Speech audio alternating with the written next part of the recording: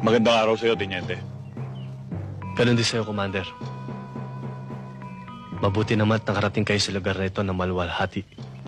Commander, nais ko ipaalam sa'yo na makabubuti siguro magkaisa tayo tungo sa kapayapaan. Ayaw din namin na labanang ito. Labag din sa kalooban namin na makitang kapwa Pilipino nagpapatayan. Katulad ninyo, naghahangad din kami ng kapayapaan. Pero kayo at ang mga Kristiyano ang dahilan ng kaguluhan dito sa Mindanao. Ang Mindanao ay para sa mga Muslim,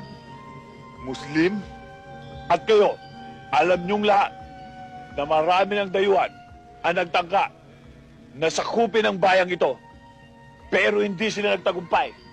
Ngayon, nakalulungkot na isipin, kapwa Pilipino pa nagiging kalaban namin mga Muslim. Bakit?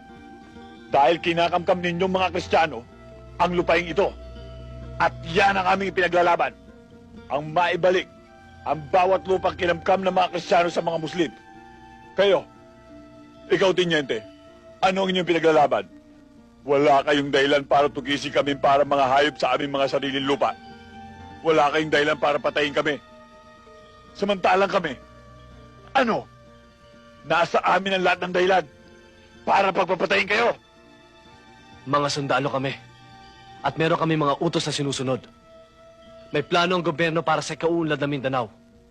Para sa kaunlaran ng bawat Pilipino. Oo, may plano ang gobyerno, pero hindi para sa lahat. Hindi para sa aming mga Muslim, kundi para sa iilan lamang mayayamang politikong gusto maghari dito sa buong Mindanao. Mga politikong sakim. Tingnan mo, Teniente, kung sino nagmamayari ng malalaking lupain dito. Malalaking rancho dito. Mga umaabuso ng punong kahoy. Hindi ba kayo mga Kristiyano?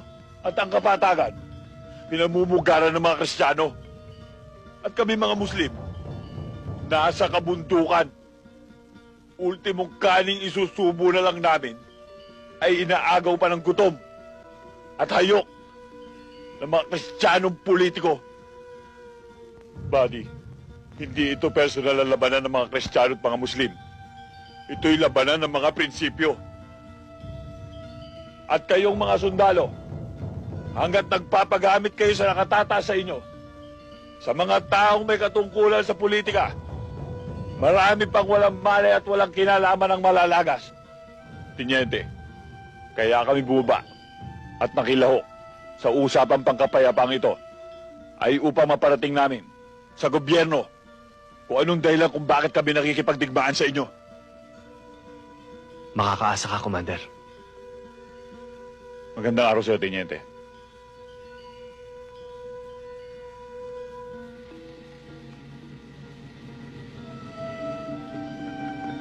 Buddy, tandaan mo, manos na tayo. Sinagip mo ang buhay ng pamangkin ko, tinabla ko ang buhay mo.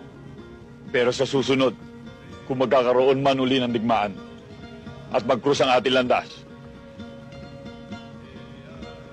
magkalaban pa rin tayo.